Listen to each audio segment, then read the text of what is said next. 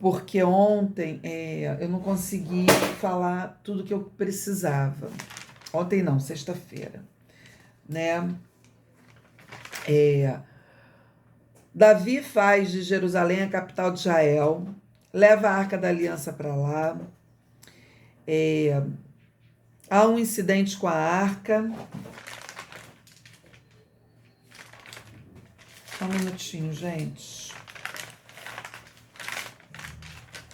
Há um incidente com a arca que primeiro foi levada sem a observância das ordens de Deus, o que ocasionou a morte de Uzá, tá?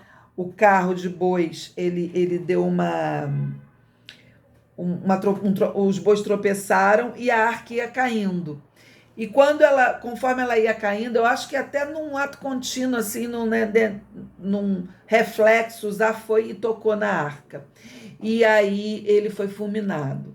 Aí muitos acham que ali Deus se apresenta como um Deus de maldade. Não, Deus é um Deus do sagrado. Ele é completamente sagrado. E ele havia ensinado, orientado o povo lá em Números como que a arca deveria ser portada. E a Davi não observou nada disso. E aí a gente lembra daquele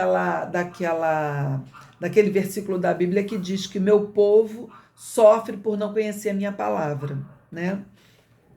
E foi exatamente isso que aconteceu aqui. Davi deve ter se informado e leva a arca com reverência, conforme Deus ordena lá em Números. Ontem eu não consegui, sexta-feira eu não consegui falar de Mical. O texto diz que Mical encheu-se de desprezo por Davi quando o viu entrando na cidade dançando e saltando, quase nu, né, com um dorso desnudo, alguma coisa assim. Davi deve ter tirado suas vestes reais, né, e naquele júbilo, né, entorpecido pelo amor a Deus, pelo agradecimento por tudo, né, ele pula, dança. Muitas igrejas usam esse versículo para justificar ministérios de dança. Ministérios de coreografia, eu nem sei como é que isso se chama, sabe? Mas tem isso em muitas igrejas. Eu te digo com assertividade, em lugar nenhum da Bíblia é ressaltado esse ministério. Em lugar nenhum. Isso não é bíblico. Essa gente dançando, aquelas mulheres dançando no altar, aquilo não é bíblico, tá? Aqui vemos Davi uma dança irrompida espontaneamente pelo Espírito. E ali era o seu louvor, o seu amor ao Senhor. Não era um ministério de cor. Ele não ensaiou, não houve ensaio nem planejamento como ações ministeriais. Davi entra na cidade com júbilos ao Senhor e distribui pães e bolos. Isso é sensacional, porque depois, né, do sacrifício, porque no meio desse transporte da arca, primeiro houve a morte de Uzá, derramamento de sangue. Segundo, depois, quando Davi se entendeu, Davi fez sacrifícios para o Senhor. Então, o mais sensacional de tudo é que depois do sacrifício eles recebem a presença de Deus, que é a arca, né? Simboliza a presença de Deus. E a presença de Deus leva à comunhão. Eles terminam celebrando e comendo juntos, com comunhão. Mical fala com Davi, repreendendo-o, pois pelo olhar humano de Mical, não enxergou a honra que Davi rendia ao Senhor. Mas Davi, sem se importar com a opinião de pessoas, rendia honra a Deus e júbilo. Davi não se preocupou com a sua reputação, mas de como Deus o via. Isso é muito lindo, gente, isso é muito lindo. Eu também não me preocupo com a minha reputação quando eu estou louvando, adorando, falando em línguas, pulando, sabe, me derramando diante do Senhor. Eu não estou nem aí para minha reputação. Mical se preocupa com o humano e não foi a conselheira idônea. Mical recebeu a paga disso aí. E por isso ela não foi fértil. Ela se alinhou com o mundo e esqueceu de Deus. Ela não entendeu o quanto que Davi estava alinhado com Deus. E ela estava alinhada com o mundo. John Piper diz assim: a vida é dura, mas Deus é bom. E eu digo assim, a santidade de Deus pode ser perigosa se ela não tiver observância, né? Se a gente não tiver temor. Mas Deus é bom. Deus é muito bom, gente. Deus é bom todo o tempo. E agora a gente entra num dos capítulos mais importantes da Bíblia, porque ele vai falar do plano de redenção como um todo, sabe? As narrativas do Antigo Testamento formam uma grande história contada por Deus através de homens, por inspiração, né? Através de homens. Ela começa lá em Gênesis, quando Adão e Eva caem, e Deus promete que da semente da mulher viria aquele que pisaria a cabeça da serpente. Depois disso veio a grande promessa feita a Abraão, que por meio dele todas as famílias da terra seriam abençoadas e teriam uma terra onde poderiam viver em paz e em descanso. A palavra descanso é muito importante. Nessa tradução que a gente usa, eles não usam essa palavra, mas em outras traduções a gente vai ver essa palavra. E ela é uma palavra muito, muito teológica, muito importante. Então nós temos uma grande história que está seguindo na direção dessa grande promessa de Deus. E a história de Davi se encaixa neste grande plano. E o capítulo 7 só faz sentido, esse capítulo que a gente vai ler, só faz sentido de verdade se for lido dentro dessa grande história, com o entendimento que é dessa grande história, que é a narrativa de Deus, desde da criação até a volta de Jesus, né? Até o cumprimento do plano. Vamos ler então. Capítulo 7 do segundo livro de Samuel. A mensagem de Natã para Davi. O rei Davi conseguiu controlar completamente seu reino. E o Senhor Deus o livrou de todos os seus inimigos. Um dia Davi disse ao profeta Natã: veja só, aqui estou eu morando numa casa revestida de madeira e cedro, enquanto a arca da aliança está guardada numa barraca. Natã respondeu: faça tudo o que quiser, porque o Senhor Deus está com você. Mas naquela noite o Senhor disse a Natã: vá e diga ao meu servo Davi que eu mandei dizer o seguinte: não é você a pessoa que deve construir um templo para eu morar. Desde que tirei do Egito o povo de Israel até hoje, eu não tenho morado em nenhum templo. Tenho viajado morando numa barraca em todas as minhas viagens com o povo de Israel. Nunca perguntei aos líderes que escolhi por que razão eles não construíram para mim um templo revestido de cedro. Portanto, diga ao meu servo Davi que eu, o Senhor Todo-Poderoso, digo o seguinte: eu tirei você do trabalho de cuidar de ovelhas dos campos para que governasse o meu povo de Israel. Estive com você em todos os lugares por onde tem ido, e conforme você foi avançando, eu o defendi de todos os seus inimigos. Eu farei com que você seja famoso, tão famoso quanto os maiores líderes do mundo. Escolhi um lugar para o meu povo de Israel e fiz morar ali, onde eles viverão para sempre. Desde que entraram nesta terra, eles têm sido atacados por povos violentos, mas isso Não acontecerá mais. Eu prometo que livrarei você de todos os seus inimigos e lhe darei descendência. Em algumas versões está escrito lhe darei descanso. Tá? 12. E quando você morrer e for sepultado ao lado dos seus antepassados, eu colocarei um dos seus filhos como rei e o tornarei forte o reino dele. Será ele quem construirá um templo para mim. Eu farei com que os seus descendentes governem para sempre. Eu serei o pai dele e ele o meu filho. Veja bem esse detalhe. Eu serei o pai dele e ele o meu filho.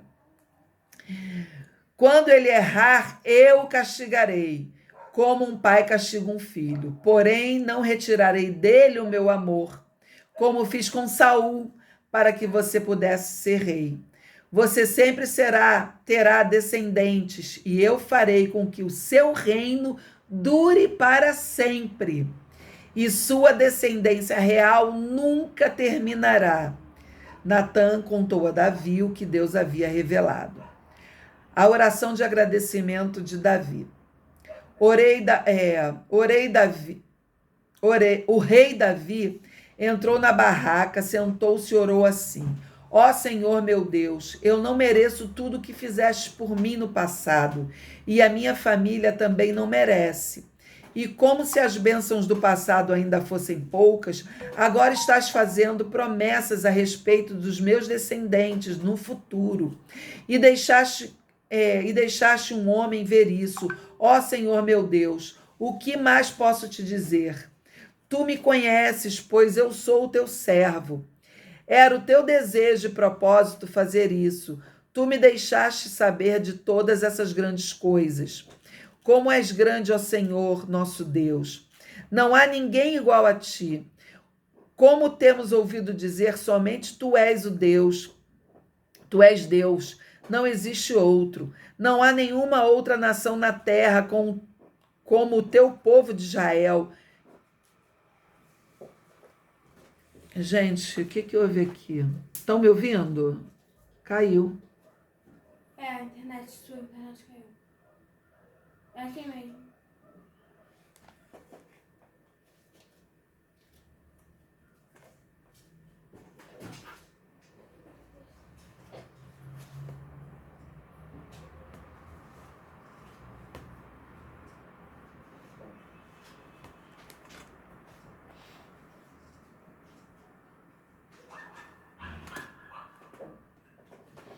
Era 21. Era teu desejo e propósito fazer isso. Tu me deixaste saber de todas as grandes coisas.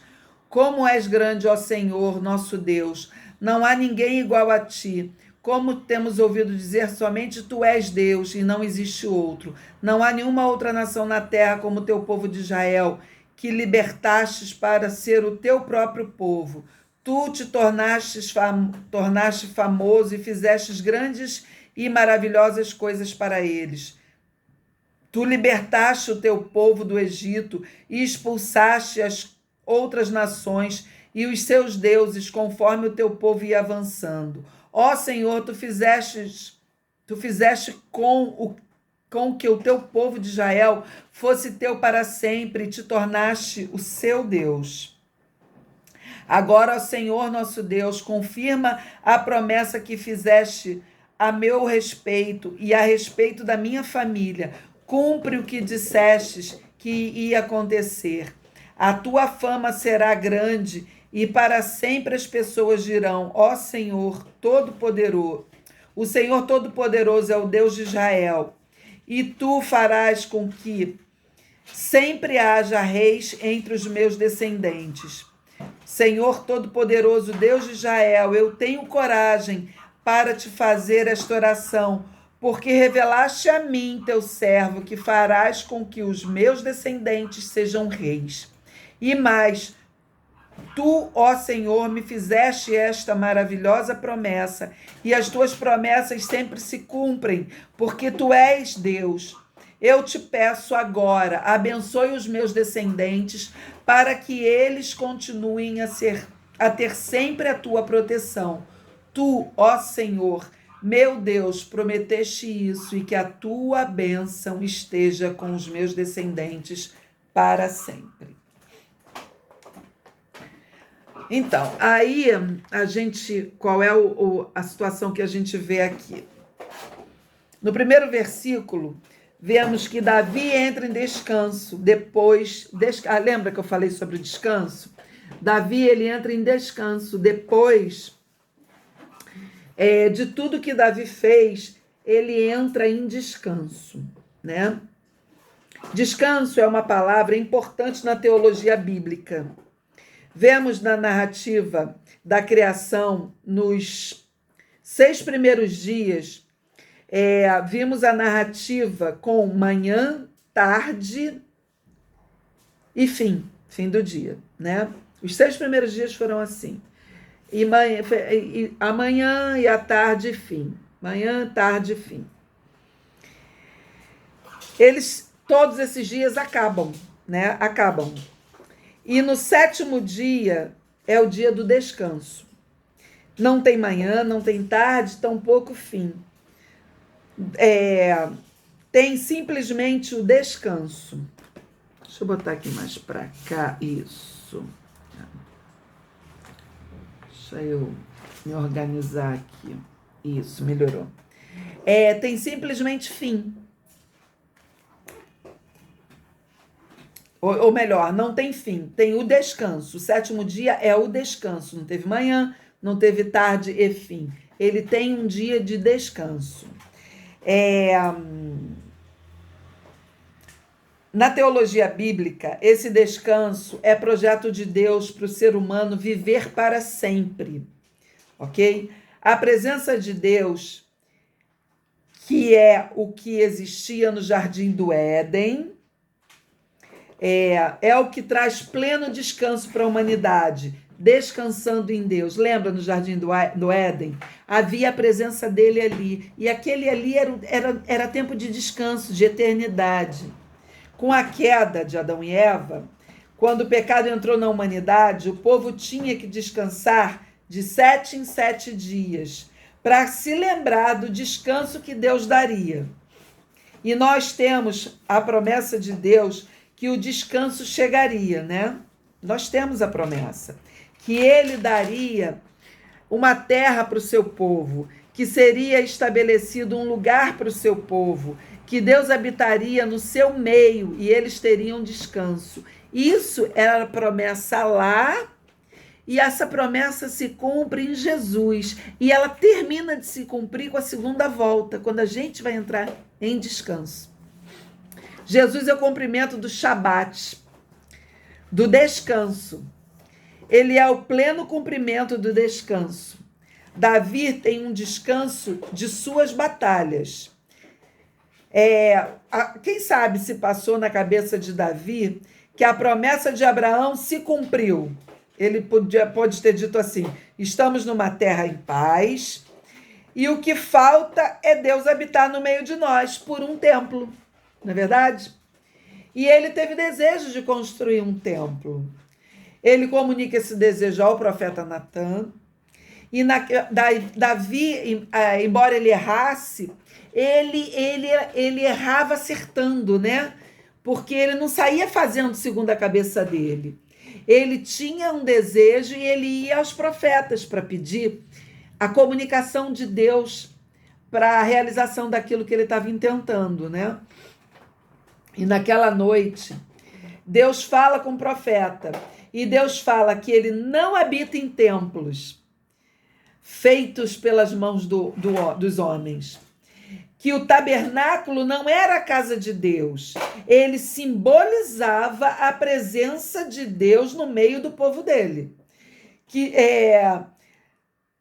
dizendo, né, que Deus habita no meio do povo. Era essa simbologia, era isso que o tabernáculo dizia. Ele era este símbolo móvel exatamente para que se movesse junto com o povo. Aonde o povo fosse, era um povo nômade, era um povo que ainda não tinha encontrado, né, a sua terra de descanso. Então ele se movia junto com o povo. O desejo de Deus não é habitar em templos, mas é habitar no meio do povo. Deus não está na igreja, gente.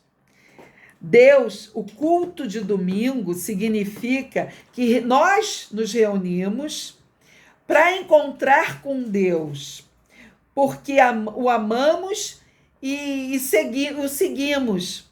Mas esse encontro é o Deus que habita em nós. A gente ali expressa esse amor, esse encontro, essa comunhão.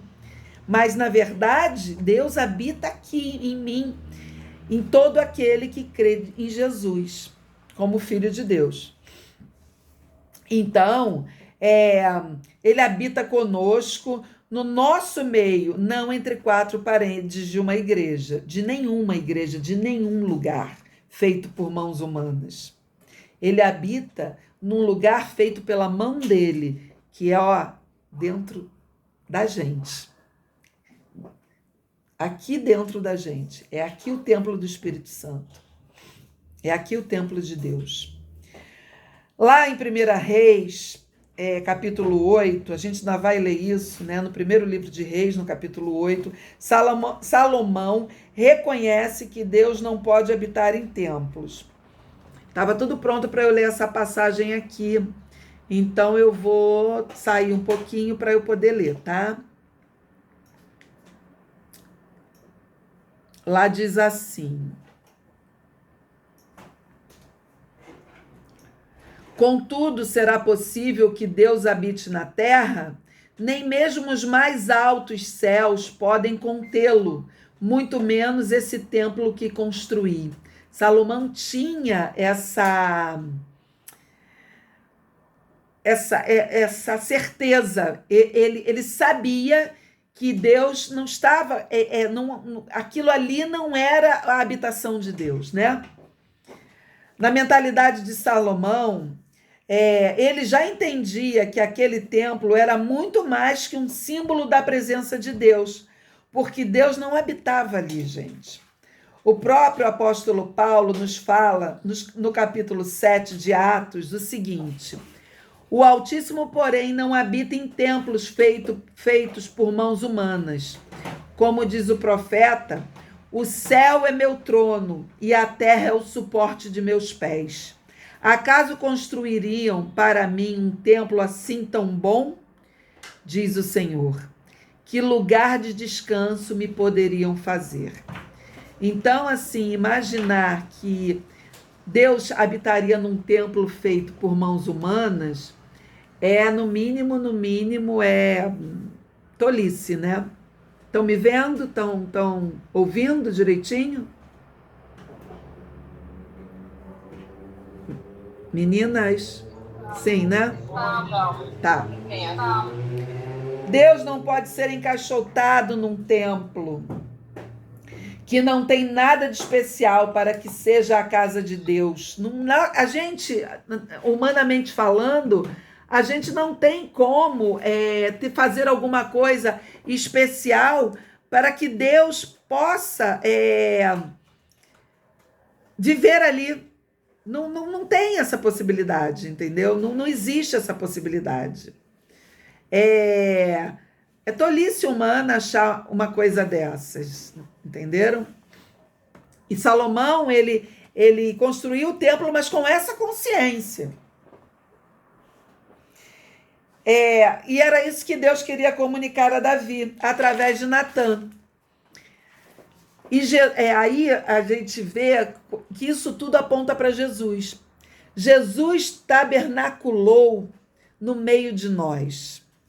Quando reconhecemos Deus, vem habitar. Quando reconhecemos Jesus como nosso Senhor e Salvador, Deus imediatamente vem habitar em nós por meio do Espírito Santo. E Deus quer comunicar a Davi, porque Davi não vai construir este templo, ele vai falar algo a maior e mostrar para Davi que ele faz parte de uma outra história muito maior que essa, da construção de um templo, simplesmente, tá? Pode ser que na cabeça de Davi o projeto de Deus tenha acabado, tenha findado, né? Davi entrou em descanso. Afinal, as promessas de Deus se cumpriram até ali, não é mesmo? E Natan esclarece a Davi sobre seus planos, porque Deus falou para Natan e Natan esclarece a Davi, mostrando a Davi que a promessa de Abraão ainda continua. E essa profecia dos versículos de 9 a 11 não se consuma aí. O mais lindo de tudo é isso. Nos próximos capítulos, veremos que esse descanso vai ser interrompido, né? Eu gosto muito de citar Tim Chester, né? Esse grande teólogo do nosso tempo, né? Um cara fantástico, americano lá. Eu acho que ele é americano. E eu vou citar o seguinte de Tim Chester. Deixa eu entrar aqui.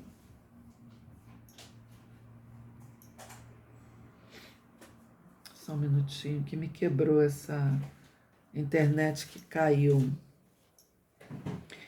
Tim Chester fala assim: Davi havia assumido que construiria um lar para Deus, mas a realidade é que Deus está criando um lar para o seu povo. Ele completará a tarefa inacabada de derrotar os inimigos de seu povo, para que eles possam descansar. Mas aqui é uma promessa futura e não uma realidade presente. O descanso desfrutado por Davi provaria ser passageiro. Somente quando o rei de Deus derrotar o último inimigo, a própria morte, o povo de Deus poderá desfrutar do eterno sábado de Deus. Isso é lindo, gente. Isso é muito lindo. E isso aí é a promessa da volta do Senhor Jesus, né? Isso daí é simplesmente Jesus voltando. E isso é maravilhoso. Deus diz a Davi: não é você que vai construir uma casa para mim. Sou eu quem vou construir uma casa para você e para o meu povo.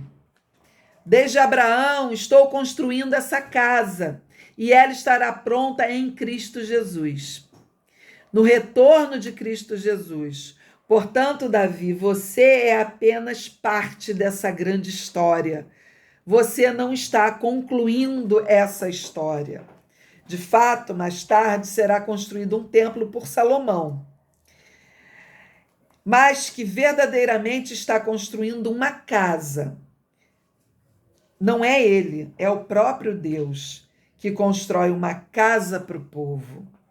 E esse episódio de Deus não deixar Davi construir esse templo é uma manifestação do cuidado, da graça dele. Naquele tempo, era comum entre os reis pagãos que barganhassem com os deuses deles, né? Se eu tiver vitória, se eu ganhar aquela guerra, se eu fizer isso, se o Senhor me der aquilo, eu vou construir um templo para o Senhor, tal Deus lá, os deuses pagãos. Existia esse pensamento retribucionista nas religiões pagãs. A gente vê isso até hoje, né? Promessas, essas barganhas, né? Essas retribuições pela graça. A paz em pagamentos de alguma ação, né? Quando Deus proíbe a construção do templo por Davi, isso é manifestação da sua graça. É Deus dizendo que, na verdade, tudo que Davi tem foi apenas pela graça de Deus. Que ele levantou aquele menino, um simples pastor de ovelhas, que tudo que vem de Deus é graça de Deus. É ele quem levanta reis, é ele quem levanta as pessoas, é ele quem separa, é ele quem dá, é ele quem agracia. Com isso, Deus evita a mentalidade de que Deus depende de mim. para que essa mentalidade não fosse propagada. E na profecia vemos Deus virando a história, dizendo que é ele quem vai construir uma casa para Davi, e não Davi para ele. Que vai construir uma descendência para Davi, e não Davi construir um templo para ele. E que a descendência de Davi jamais será destituída de poder, de honra, de reinado. Quem é a descendente de Davi? É Jesus. E quem é descendente de Jesus? Por fé, por confissão, sou eu e você. Vemos que Salomão construiu o templo, mas ele continua. A história continua e ele tem conhecimento do que ele está fazendo. A história, ela se cumpre em Salomão, mas ela se cumpre verdadeiramente em Jesus. Lá em Lucas, capítulo 1, versículo de 31, acho que é 33, deixa eu ver aqui.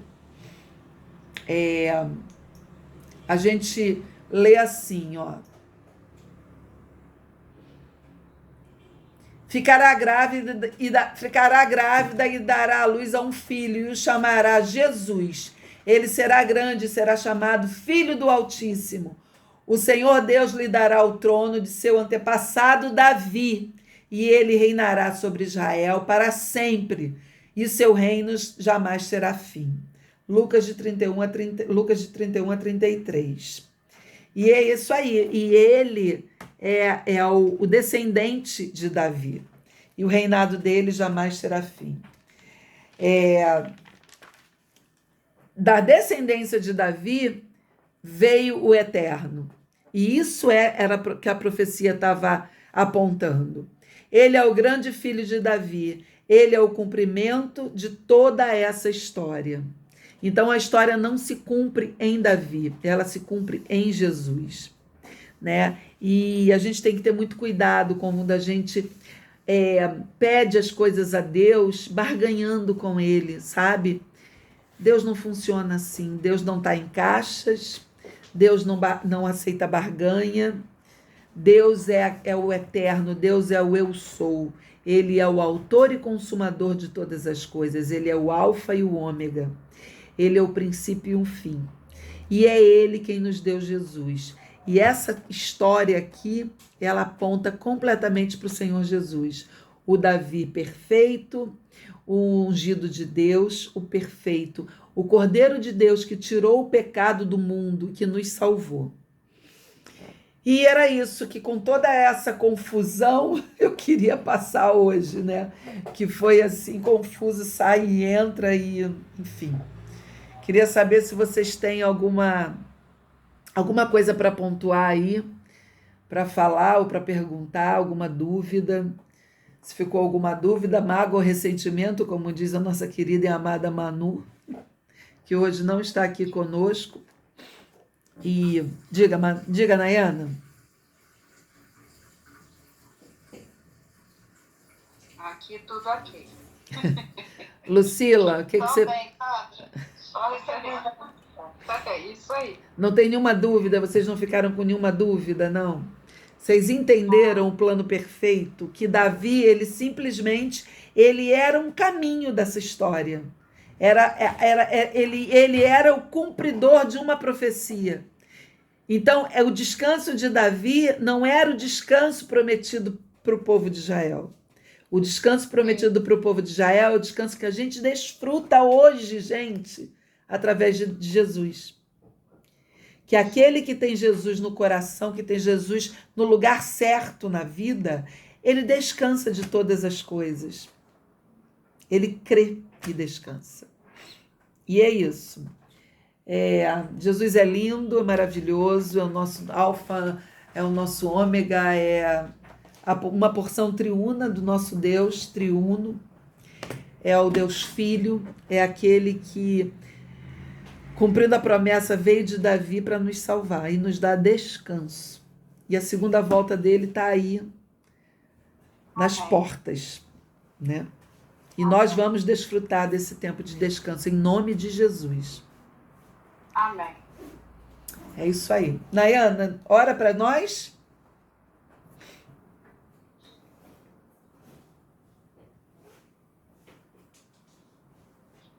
Ore.